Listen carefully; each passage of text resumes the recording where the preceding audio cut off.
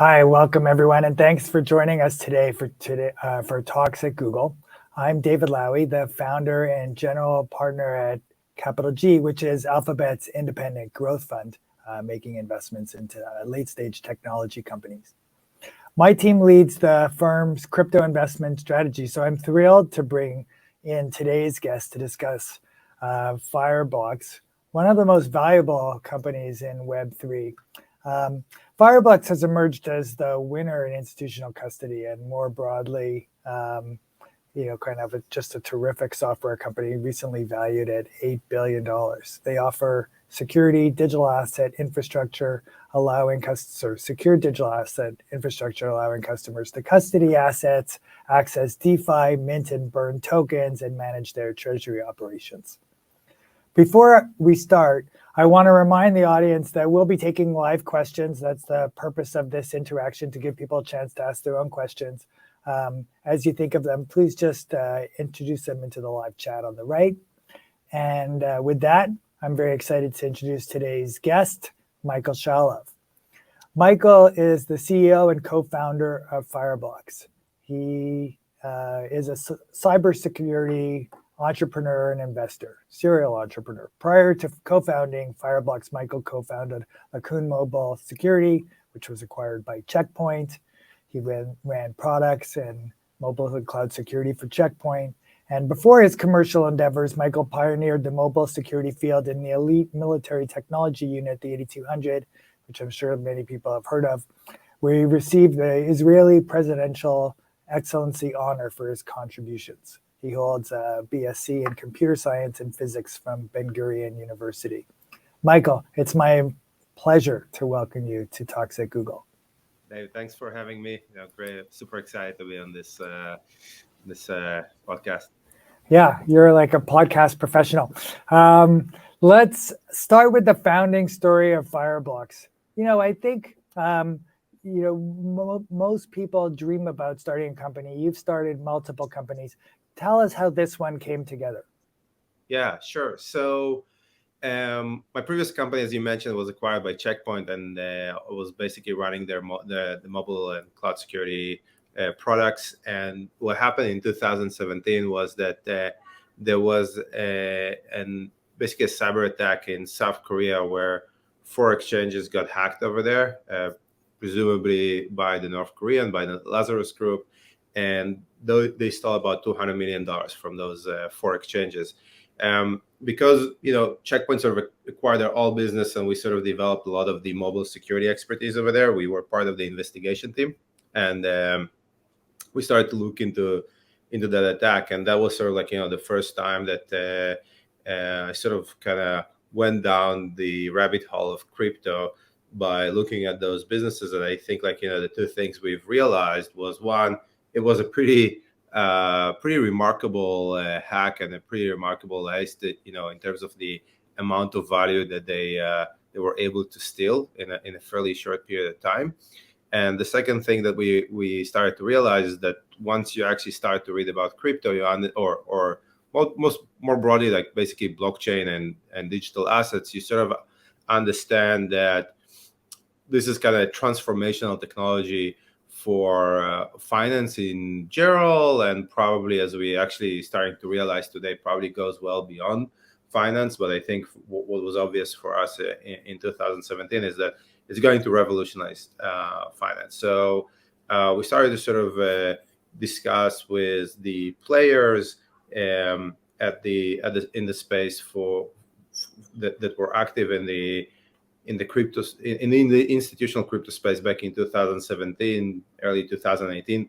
There weren't that a lot of them, clearly not the same amount as we have today. But that's where we sort of recognize that there is huge gap in terms of what the promise is, what existed in the market for really doing it in a secure and scalable way. And I think this is what sort of triggered us to go and build Fireblocks. Awesome. But who is in the institutional crypto space at that time? What are the types of players? Yeah, so clearly there were a bunch of exchanges, and there were mostly sort of OTC desk and trading desk. So Coinbase and Binance was there, Bitstamp.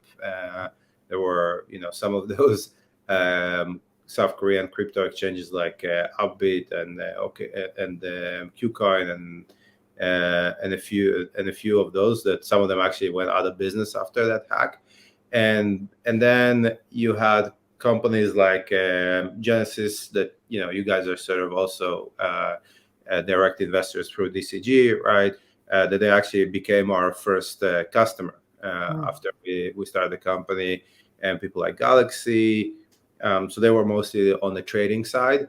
I would say that was more or less the space when we started. Clearly, there were quite a few of those other names, Cumberland Jump and so on, but that's what we started to go after. And who were your co-founders? Who are your co-founders? Yeah, so my two co-founders are Idan Frat and Pavel.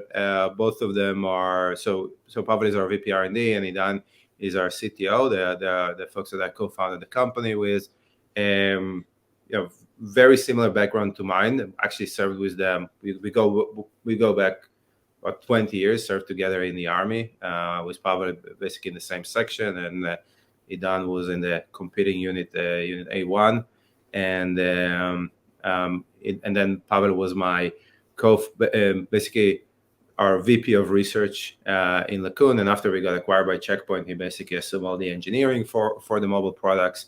And Idan had a slightly different career path, but he also basically started as being a VP R&D for a company in the cybersecurity space that got acquired. Then actually sort of like pivoted into the clean tech space. He had actually a venture in the solar energy, and then he sort of like came back full circle to cyber. And how did you divide up the initial responsibilities?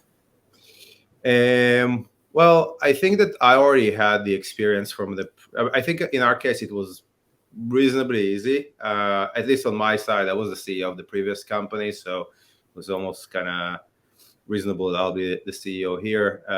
Pavel, had the experience of running a pretty big team of thank you.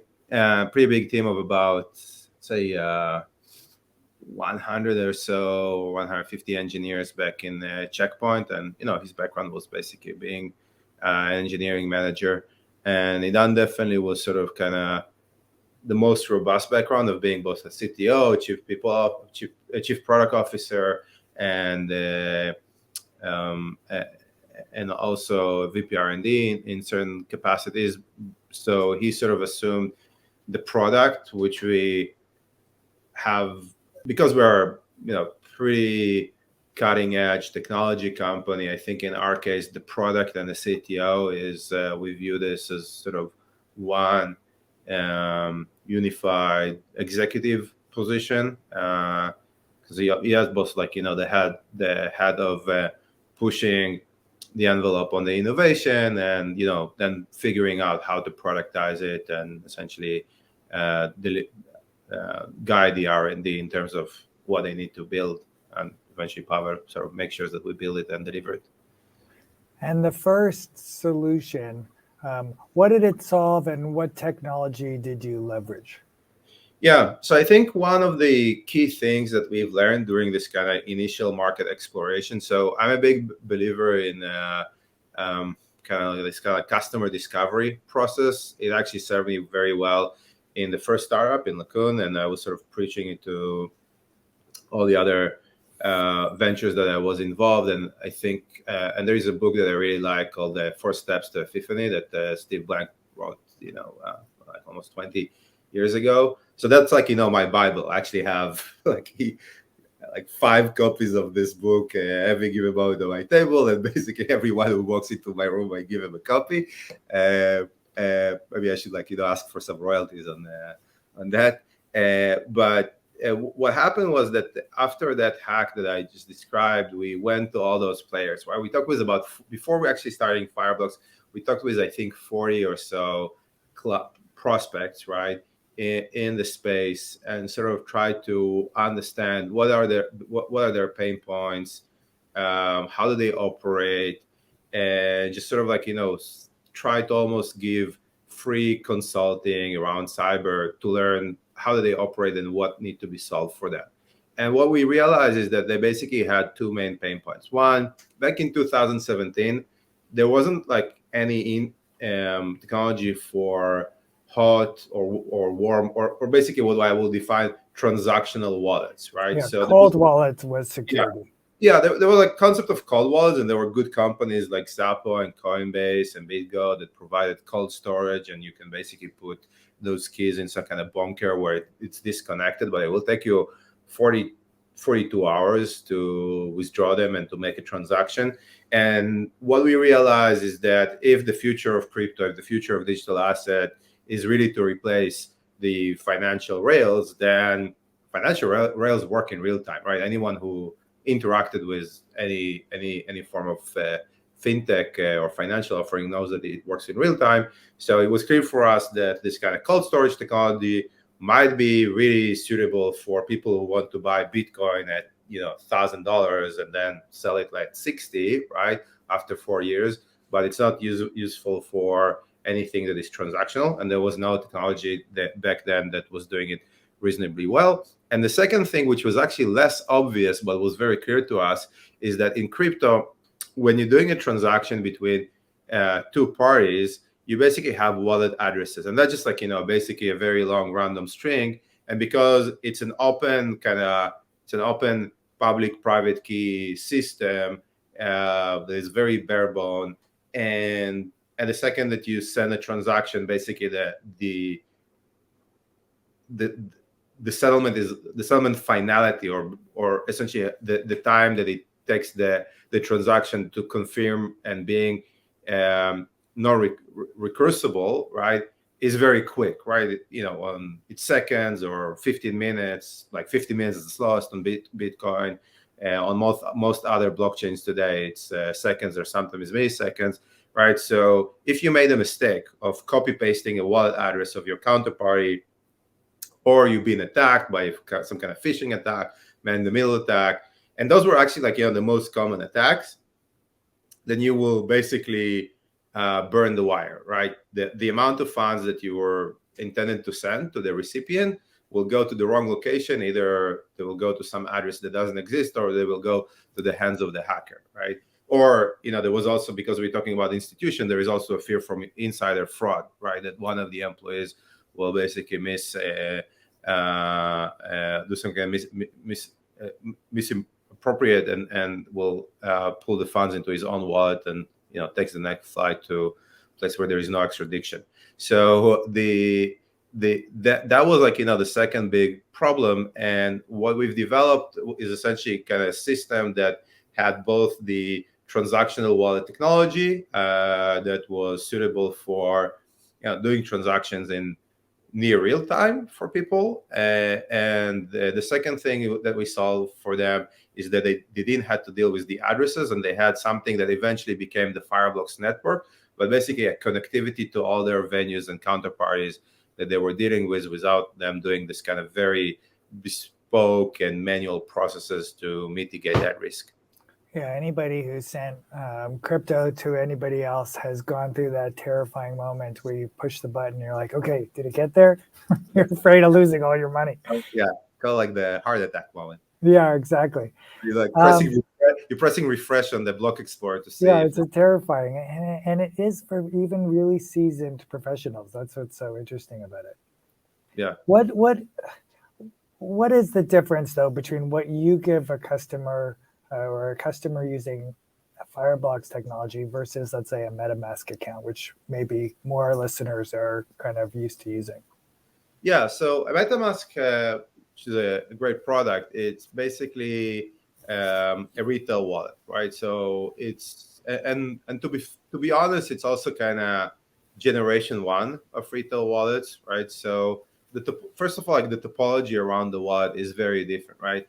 In the MetaMask case, clearly it's kind of browser extension that connects to your Chrome, and the private key, there is basically one private key. That private key is either lives in the local storage of your browser, or if you're a more sophisticated user, you can basically buy those hardware devices like Ledger Nano, and it will sit on that kind of USB key, right? But you have one one private key that sits in a single location, which means that only one user basically governs that private key.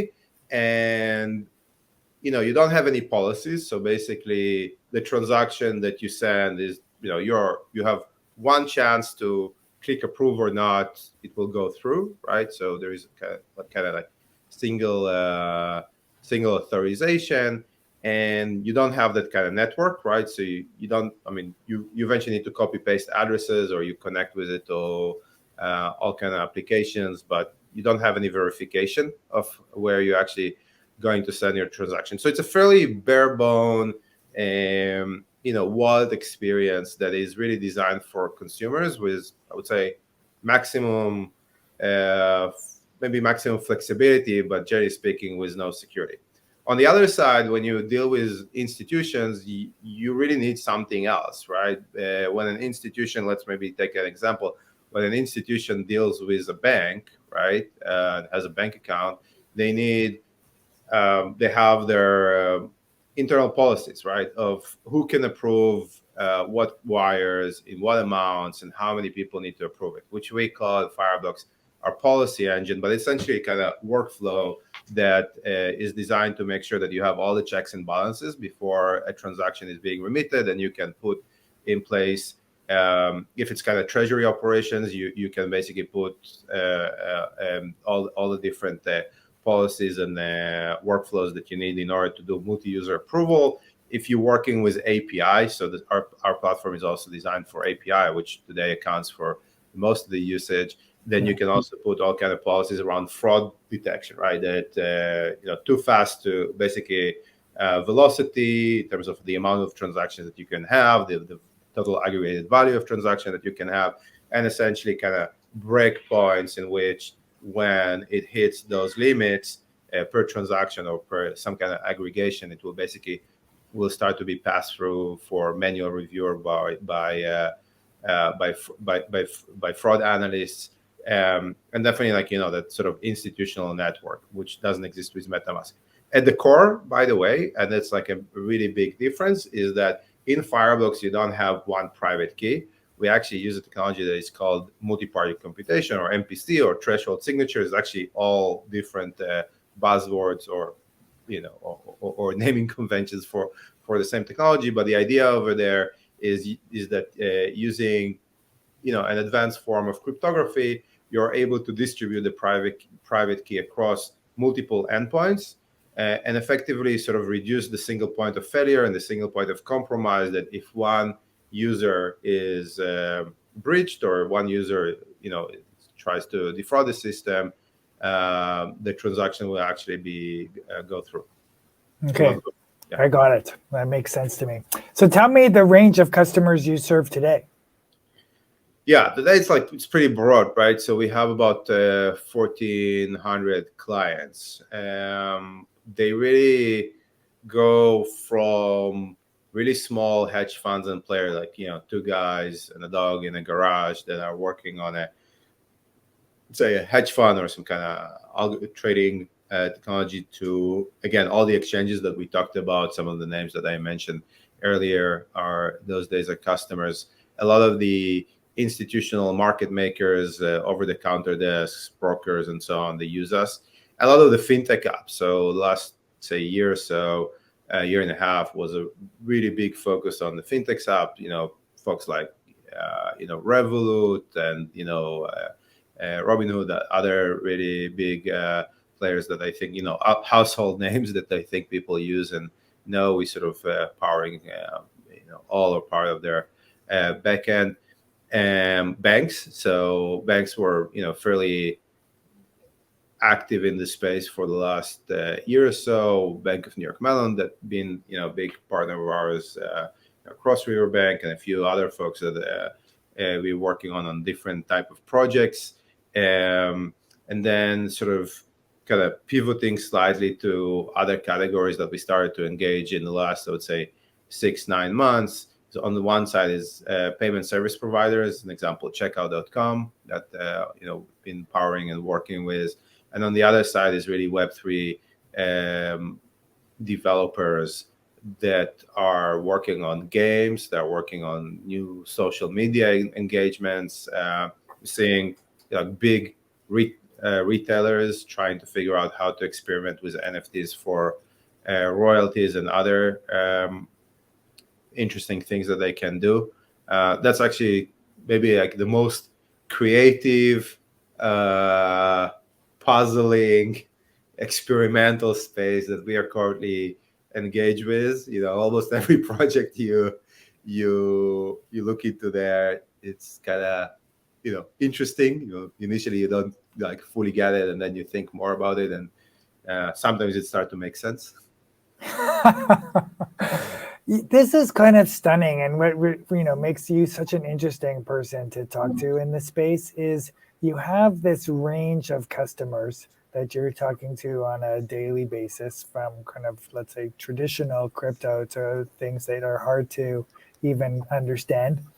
And you have to manage all of these different chains and the connection to them, because that's the whole purpose of a wallet, is to connect across chains. And you need to manage these boom and bust cycles within crypto. And obviously we're going through one now, a bust cycle. And that as a corporate planning exercise just seems so challenging. What's been your secret? Because you've actually done a pretty good job. When I first met you, you were talking about almost exclusively the trading. Then we started talking a little bit about customers that were doing stable coins. And now I feel like Web3 is becoming an increasing focus. How have you been able to do it? Well, we try to do it through the OKRs, but that's definitely probably not the magic behind trying to pivot across all those segments. So I think that the real secret here is really to be engaged with the market and to spend, in my view, as much as possible as an executive team, at least like the product executive team, with all those customers, and try to learn and understand the trends, right? I think that there were a couple of really strategic decisions that I wouldn't actually say, some of them we were just lucky to take those turns, for example, into DeFi, that eventually sort of dragged us into Web3. I think that actually the payments was much more, thoughtful and organic in terms of how we've approached it.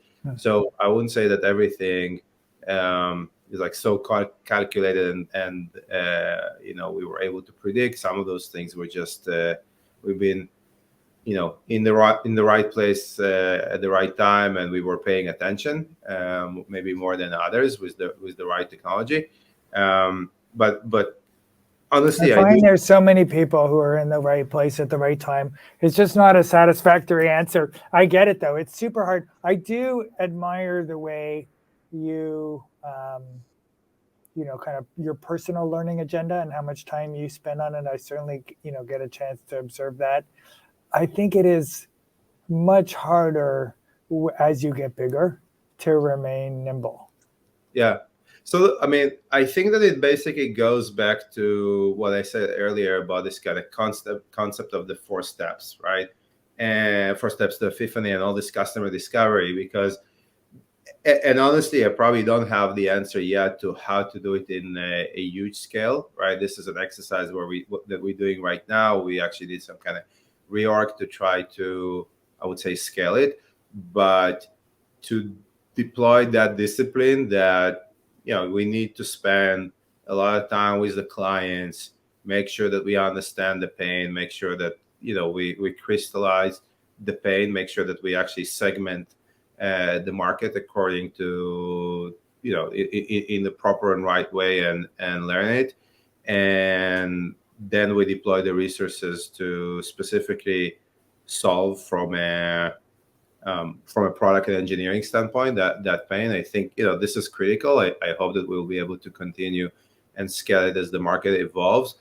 There is a slightly different exercise that again, sort of to be fair, the jury is still out. How we will be able to deal with it is actually to be able to market right across such a broad set of use cases that I would argue is kind of the second part of that problem, right? To be and like to be honest, Google actually does it in a very good way, to be almost this everything to everyone, right? That we want to eventually be able to do that. At the core, interestingly enough, right, from a technical standpoint and the technology itself, we've run a pretty intensive exercise a couple of weeks ago. And actually, I think that at the core, in terms of what we need to develop, the commonalities between all those different use cases, that matrix is actually fairly easy to diagonalize and create something that's reasonably consistent and clear and clean in terms of what's the architecture and what people need. But then eventually to make sure that everybody is aware that we are able to deliver it and do it. It's not a straightforward marketing exercise, but we are committed to do it, and I think that there is a lot of network effects between those different segments that we will be able to leverage to make sure we're doing it correctly. I want to push on this a bit more because I honestly am almost confounded with how well you do it. I think Google actually, has a much easier time because most of our business is kind of one business and, one set of customers. And, we've always had kind of a simple, kind of mindset around prioritizing the end user. So we've not kind of had to think about all of these different, kind of instances, like focus on advertisers. There's so many things you could focus on, and we've always just had a very clear sense for what we are focusing on, which it has made a huge difference as the company has scaled, because someone in the room can be like, oh, we focus on the end user, and it, kind of silences all discussion. Whereas in your, company, you have someone who's focusing on, well, I guess you probably segmented it, but people need to move around. But just to kind of push on it a little, what do the Web3 companies need in terms of wallet infrastructure? Like if I'm let me put it this way. If I'm a Web2 game company, what are my options for bringing my new game to market, and how am I going to connect my customers to that? Yeah, so I mean, at the very least, they have two problems that they need to think or to solve, right? The first one, which is quite easy, and this is kind of the common thing that we have across all of our clients, is the treasury management, right? How they, as a company, are able to buy ETH, mint NFTs, distribute those NFTs, collect revenue, do all their treasury management in the broader sense, right? There are basically things that maybe in a very rudimentary, you might not put it in treasury management, but if you just expand it slightly, you'd say, okay, this is all some kind of operational function that their CFO or ops or development. And by treasury management, this is like, I have my own token, whatever, Game 3 token, and I need to manage the ins and outs of that token. The ins and outs, usually you also have some kind of component of on-ramping and off-ramping. By on-ramping and off-ramping mean that my user might not have crypto and they need to buy ETH, or they need to buy a stable coin, buy a kind of traditional form of a credit card, and they need to buy it for them and deliver it to them, right? So, but this is also kind of financial backend operations that they need to do. Yeah. The second part of the problem, which I would say that problem is still in flux, and I think this problem will be in flux for the considerable future. And I think David, we talked about it a bit in terms of like how eventually probably someone like Google and Apple will play in this space, is really how do you connect to your end users, right? Right now, they pretty much have, would say, three options, right? Option number one is the option that some of the people on this call are familiar. You tell your users, download a MetaMask. When you come to the game, do connect with MetaMask or connect with Wallet Connect or whatever, and use your non-custodial wallet, right? That's the play your game, play our game. Good luck to you if you lose anything. Yeah. Forget if you've lost your keys. Good luck to you. If if somehow you get hacked, good luck to you. Yeah, honestly, like to be very honest, I actually think that losing your key is almost like the second degree issue over there. The first degree is just like a regular user or regular internet user doesn't know what MetaMask is, right? Nice. And setting up the MetaMask, and then at some point it pops up this message is like, hey, please remember there's like 24 words, and and I think that the experience over there of why even you need to download some kind of extension and what is a wallet, why do I need that wallet, it's not like it's not a trivial experience, right? Someone needs to be educated of what that means and why it is important, what I'm going to store in that wallet and how I can interact with that wallet, etc. By the way, it's still not the most polished experience, even if you're using the newest versions. But then you reach the point of like, what happens if I lose the keys? To be honest, I'm not even sure how. It's definitely like second degree issue over there, because unlike with a lot of the base crypto assets, let's say Bitcoin, if you lose your keys, that's it, you lost access to Bitcoin. At least with gaming, NFT, stablecoin, you can potentially reissue, right? So there might be some very complicated, but there might be even a recourse. I just think that the first part of the problem, which is get your own non-custodial wallet, just so much friction that that when you build a game, you really need to, and this is a lot of the discussion that we're having with some of the gaming studios, is that the way they segment the target audience for their game is crypto native or not crypto native, right? That's probably not like how, I don't know, Zynga classified their target audience when they came out with Farmville 12 years ago. They probably had like a slightly more intuitive way of like, we are interested in people that are like to play this kind of games, right? So that's like the first option. The second option is what we will call a custodial option, right? You don't have a wallet, like basically the user is not required to have any wallet. He just gets like a wallet from the game developer or from someone like Fireblocks or for some kind of licensed financial institution. Honestly, probably not a bad option given where we at right now. So that's what I have with Coinbase. Is that? Yes. That's the experience that you have with Coinbase. That's the experience that you have with Coinbase brokerage. So there's probably 100 million people in the world who have had that experience or something in that neighborhood, and maybe like 15 million people in the world who have had the MetaMask type experience. Yeah, MetaMask I think has something like 20. Last I heard, 28. Million users. Custodial wallets in exchanges is definitely north to globally, right? North to like 300 million. Okay, so 300 million. So it's a much more common experience. Yeah, it's a much more common experience. That experience doesn't really involve anything complicated. You just need to KYC someone. That's the friction, by the way. And it just feels like a regular internet account. I just input my password. Right.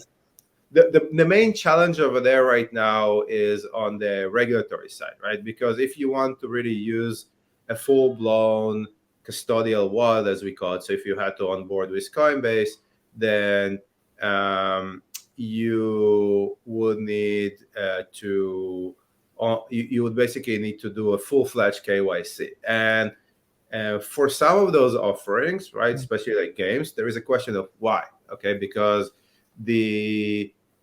again, this is kind of like a legal opinion. And by KYC, what does that involve? KYC is know your customer. So it's like, I don't know, I assume like most of the people on this call have opened a bank account in their life. I got to give you, kind of all kinds of information, including my identification and stuff like that.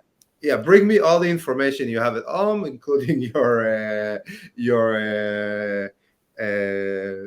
social security number, driver license photos. Okay, so that makes no sense for a game company. And what's the third option? And the third option is something that is currently in the works by a few companies, including some that are currently looking into it, is what we call it sort of like assisted self-custody. that you'd use MPC to break the key between the user and the providers, right? In this case, you can actually have multiple parties on the backend, and it's still like basically the user is in control. You can reasonably well abstract the experience, and you can also build some kind of threshold that in the case that the user loses his key or his wallet or his phone or whatever he's using, you can reprovision his key, right? Because there is sufficient threshold on the backend that is not concentrated with one party. This is a more novel approach. This is, I think, what we have. Those are the three. And that one doesn't require KYC because the user has a little bit more control. I mean, they're still accessing it in the same way, right? They're accessing it with a consumer type username password. Well, they will have part of the key basically sitting either in their browser or in their mobile device. So from a legal standpoint, a legal definition, you are the providers, whether the game developer or us, whoever is the other side of that equation, is not in control, right? And is not basically blocking the user in the case that they want to leave the system and take their crypto with them, right? But to the user, will it feel like there's just two types of, even though there's this legal nuance? For the user, it will probably feel much more. You can make it feel much more like the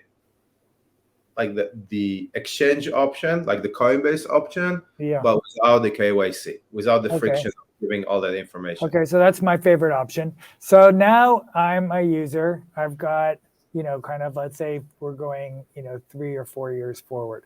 I've got, some portable experience where I go to MetaMask, I log into every game that I play, kind of that is targeting crypto native gamers. And I have, 15 other accounts at games that I like to play. I'm a gamer. Kind of that are all using some hybrid, custodial, semi-custodial option. It sounds confusing to me. Like I've got my money spread across 15 bank accounts. Right. How is that a good end state? It's not. So that's why I think that at the end of the day, right, this is, I think that eventually someone will need to step in with kind of share the infrastructure for that on the endpoint, whether it's like within Chrome or within the mobile ecosystem. I mean, to be fair, it almost kind of trivial that Apple and Google will be in some ways kind of embed some simple service in the mobile devices. One of the main reasons for that is also from a manufacturing standpoint, you control the trusted execution. So basically the secure element in the mobile device that is the best way to protect the encryption keys, to encrypt the private keys.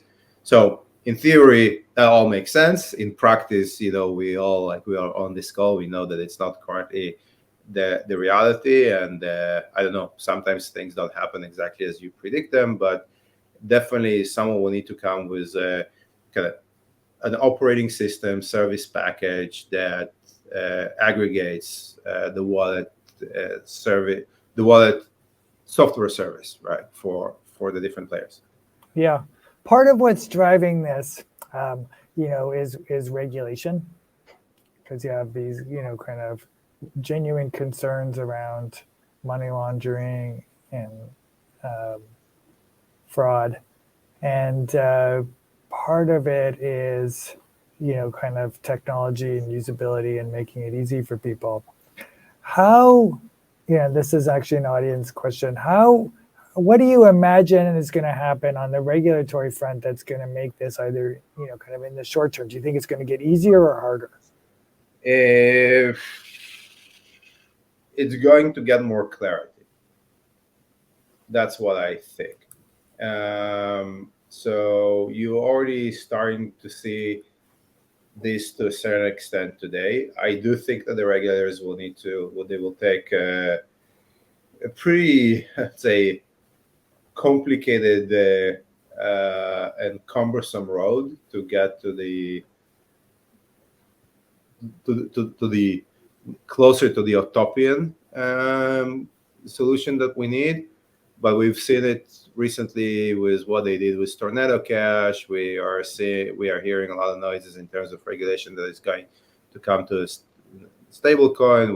There is a bipartisan proposal in the Congress. So definitely, especially like on the back of the backdrop that we've seen in the last couple of months, the regulators are currently, the regulation is currently in flux, and I think there will be a much better clarity.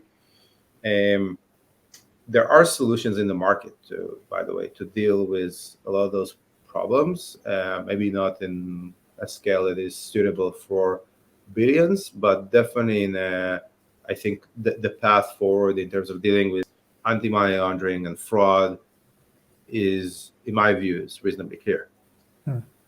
One of the sad things about kind of the regulatory or technology areas that are impacted by regulators is it doesn't really make sense for,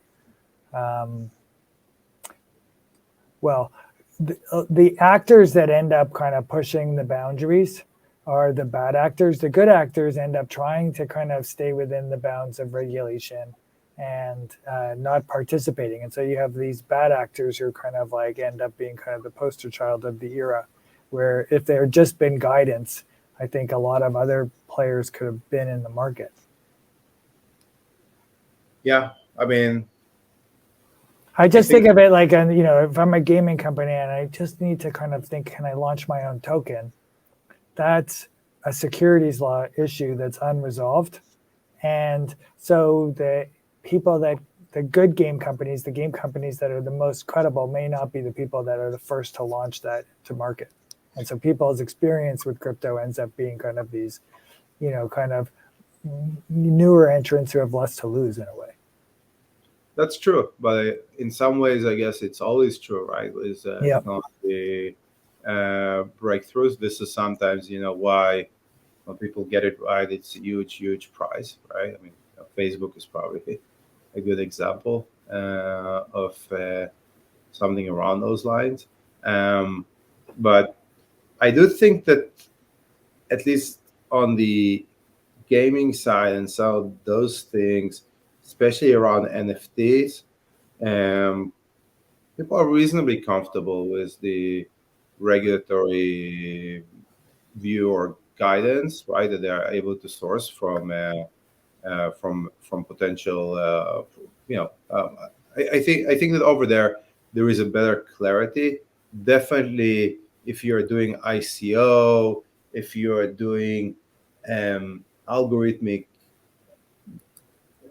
under collateralized stablecoin, those are areas that people are still doing it, right? I mean, it's an active area of research, but those are areas that if you're doing all kind of lending offerings, right? Those are areas that are definitely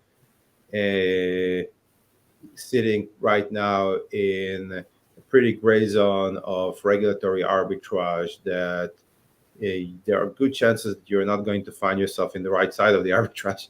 Yeah.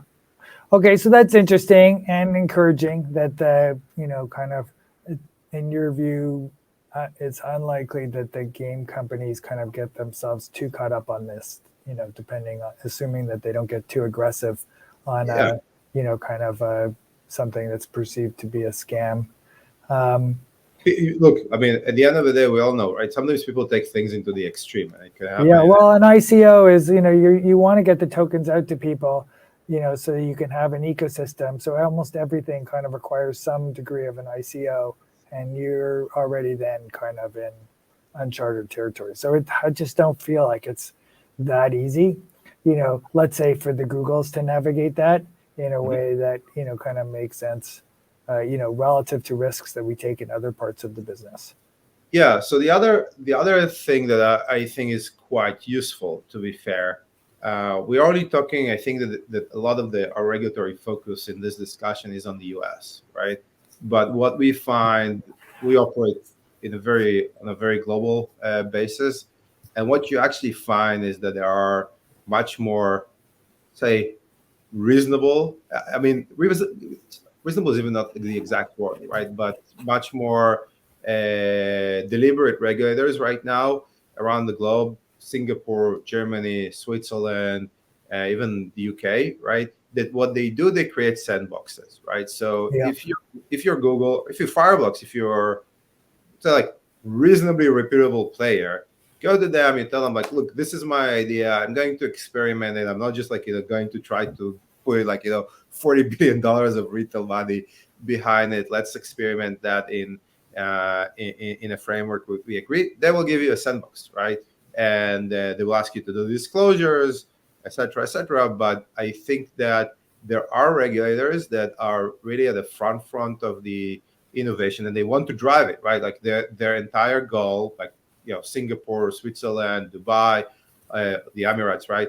They all, right, Germany, they all position themselves as, like, hey, we want the innovation to happen here, right? Yeah. So if you go and you experiment over there, you actually can do it in a pretty reasonable way without, assuming that you focus on that territory. Okay, I love that. And let's just give people an example. So, maybe, kind of on the institutional side, where have you seen regulation unlock, kind of activity? So all the jurisdictions that I just mentioned, Singapore being, But just an example where you're working with a customer. yeah, Maybe the ANZ example or one of those. Yeah. okay, yeah, NZ is a good one, right? So NZ in Australia, worked with them. They issued the Australian dollar stablecoin that is backed by a bank, right? Issued by a bank, backed by a bank. It's actually it's a legal tender. You can pay taxes with it, right? And when we minted the stablecoin with them, the first. So if you're an Australian, you can pay your taxes in crypto. In the stablecoin, with a stablecoin. Yeah. Yeah, not like with ETH, but you can pay it with a tokenized Australian dollar. Yeah. And when we did it, when they basically minted it, actually the regulator was in the room, right, when they first started, to see how it works. Yeah, there's a lot to see, I'm sure. Yeah. This is exciting. Push the button. Yeah. No, you push it. What happens? Yeah, that's what happens. Oh, it's an Etherscan, you see. Yeah. So, well, probably it is like a big step, like a small step for. Yeah, no, it's amazing. But yeah, but then you have a mainstream bank, which for the U.S. banks, they're still, that's just a lot harder for them to do. Yes, honestly, I'll say in the U.S., I mean, the problem in the U.S. is that you have a huge fragmentation. But let's just go other jurisdictions. Singapore, working with them, they have terrific MIS. They have multiple sandboxes that are currently up and running. For example, they have Project Guardian that actually experimenting in the institutional regulated DeFi, right? So all this concept of, like, on-chain identity and using DeFi machinery to sell security, sell stable coins through that. BaFin in Germany, they have a very simple and clear guidance in terms of who can be custodian, working with the multiple banks over there that basically came to market with an offering. It's like very clear what Fireblocks is, technology provider, outsourcing. There are clear definitions of who's doing what and what are the responsibilities. So long story short, the U.S. is just the problem. I think, in my view, the main problem in the U.S. is the amount of regulators right now that are being involved that makes it very complicated to navigate. Yeah.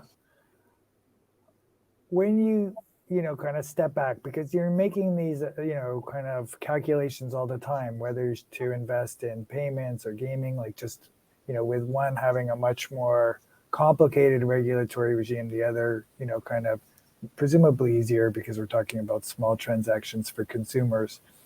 How important do you think, for example, crypto payments will be to the world in 3 years?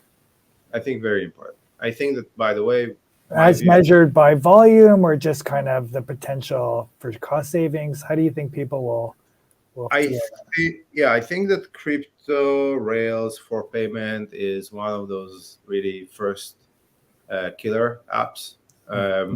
And I think that it's not going to be in first world countries. I think it's actually going to be mostly around cross-border corridors and specifically corridors which you need to deliver smaller amounts to third world countries, and some of the third world countries. I mean, one of the incredible things that I discovered is that if you're an Uber driver in Mexico, most of those guys actually don't have an active bank account. Once you basically finish the ride, it will take you 3 days to cash it out, and it will cost you like 10% to get that, right? So imagine that you need to refuel the car, right? Yeah. And, it just it makes no sense. Okay, so they have a greater need, and therefore a bigger incentive. Yeah. I find like the remittance questions are often, people, in the U.S. probably don't think so much about cross-border remittances. Maybe a little bit now with Ukraine, we've seen crypto used in a productive way, but the volumes and perceived volumes are pretty small. Like payments is a huge industry.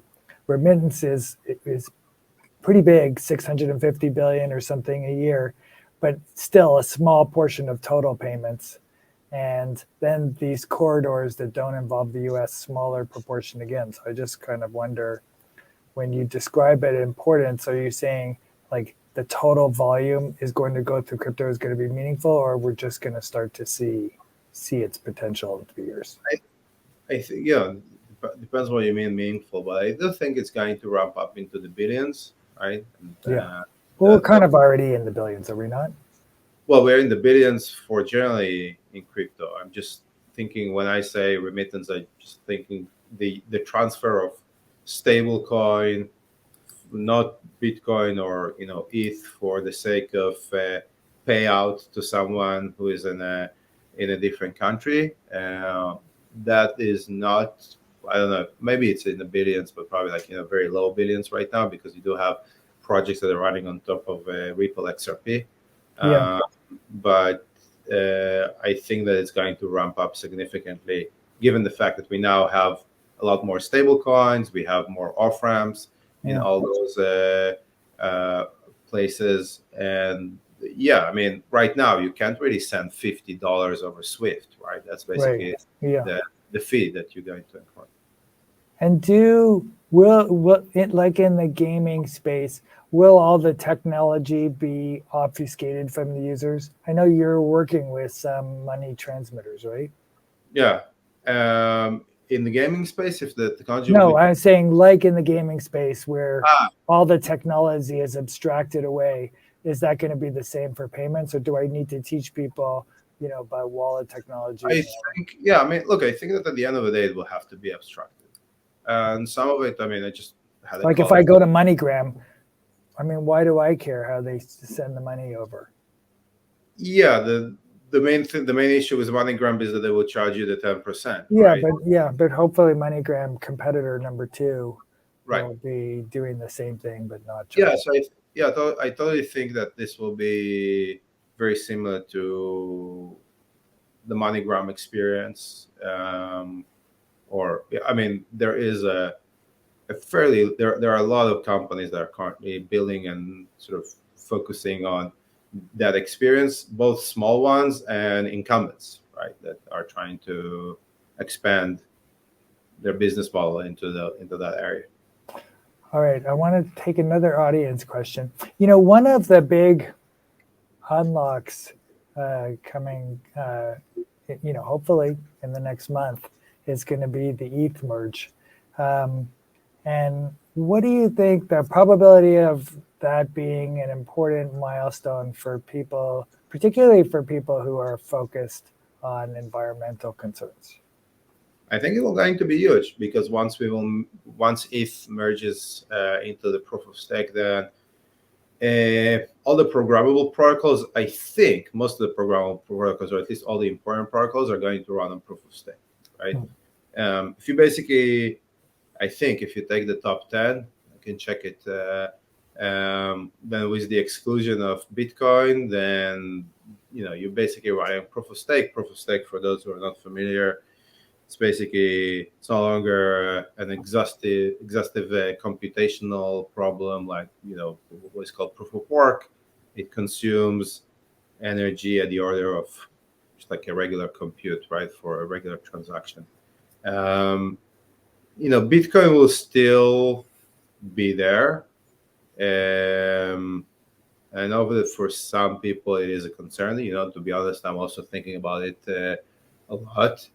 I think that we need to be a regulation, in terms of where you can do it, how much you can do it, disclosures, etc., to eventually push it to the point where we feel comfortable that Bitcoin is not impacting the environment. And I think that it's important, by the way. I don't think it's some kind of No, I mean, it's totally important, and it's important to stakeholders like Google, because that's been one of our core tenets from the beginning. People investing like everybody's investing in one direction, so you don't want to do something that is in the contradictory direction. And I think that resolving it is just an important thing for everyone. But eventually, look, there is but Bitcoin inherently is going to probably continue on proof of work. I don't see a future in which it doesn't, and also I don't think that there is a future in which Bitcoin really doesn't exist. So that probably would need to be solved in some kind of middle ground that people are comfortable with. And do you think the ETH merge will be successful? Yeah. Not be successful, but will Ethereum, in a sense, have and the EVM become the dominant platform? Oh, yeah. I mean, so also like all the other folks like Solana and so on, it's also a proof of stake, right? So moving off the environmental and just the catalyst of the merge, the people like Google then feeling good about building on Ethereum, like it just seems like that creates a lot of momentum on top of already a lot of open source development that's taken place. Exactly. Well, we only have a couple of minutes left, so I'm going to just turn to a few predictions. When do you think we get to 1 billion users in crypto? So probably 3 years. Okay, super optimistic relative to a lot of people. We're already at 300. Yeah, right? Is it 300 unique accounts? Maybe. Okay. So, okay, I like it. What do you think is the catalyst? Do you think it's like more of the same? Just kind of a lot of people doing payments and some game takes off. What do you think? What do you think actually really drives this next wave of adoption? Yeah, I just think that there will be some form of killer use cases that are in the payment area. And I think that one of the unique things about crypto is that it's very global, right? This is like also was true for Fireblocks, that we went global almost immediately. We just had no other opportunity.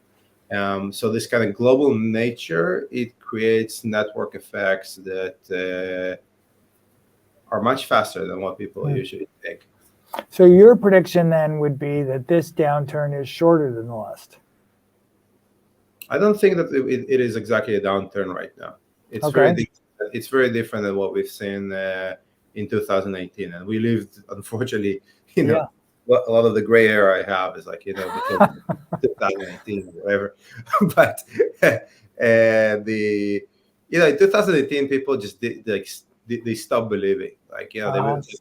Most people left the space. The amount of people that I met through this journey is that in 2018, like, this doesn't make any sense, I'm out. Right now, everyone, even in the companies that went under, right now the people that work in those companies, they're staying in crypto. They continue to build. A lot of new talent is coming to crypto. People are building. It feels very different.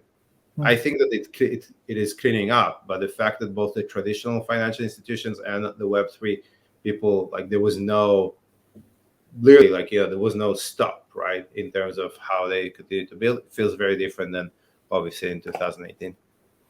Michael, that's a super optimistic note to end on. I want to thank you again for coming to Talks at Google, sharing your knowledge, and really appreciate your time. Likewise, David. Thanks so much.